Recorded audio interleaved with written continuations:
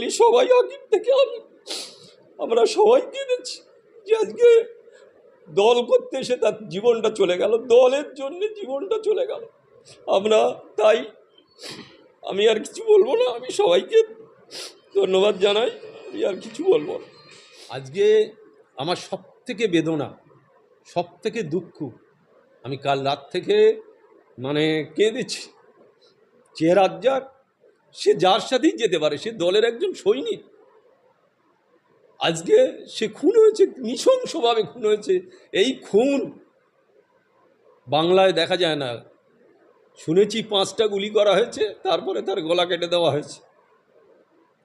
আমি তার ফ্যামিলির প্রতি সহানুভূতি জানাই, কিন্তু এই দুর্ভাগ্য আজকে দূর সময়, একটা কঠিন সময় আমি মনে করি, যে এই সময়টায় রাজ্জাকের মতন ছেলে খুন হওয়া, পার্টির কাছে আর দুর্ভাগ্য কিছু নেই।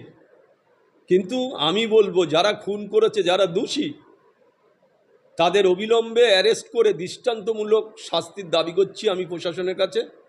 কলকাতা পুলিশ যথেষ্টভাবে তারা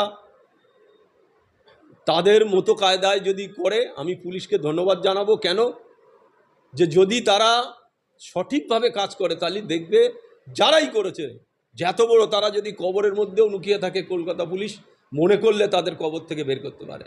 তাই আমি অনুরোধ রাখবো প্রশাসনের কাছে, যে আপনারা যারা দোষ করেছে, যারা অন্যায় করেছে, তাদের অবিলম্বে অ্যারেস্ট করে দৃষ্টান্তমূলক শাস্তির আমি দাবি করছি। আমার সাথে রাজ্জাকের মাঝে মাঝে কথা হতো। রাজ্জাক একটা প্রচণ্ড চাপের মধ্যে ছিল। রাজ্জাক কেন, আপনারা জানেন, সবাই যারা আমার লোক, তারা সবাই চাপের মধ্যে আছে, আমি সেটা বলবো না।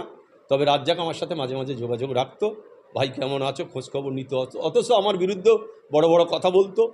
তার কারণ ছিল, সেটা কারণ আপনারা মিডিয়ার লোক, ভাঙড়ের ছেলে, আপনারা সবাই জানেন, আমি আর সেটা বলতে চাই না। তবে রাজ্জাক মাঝে মাঝে খোঁজখবর নিত, দাদা তুমি কেমন আছো, ভালো আছো, সুস্থ আছো, খোঁজখবর নিত।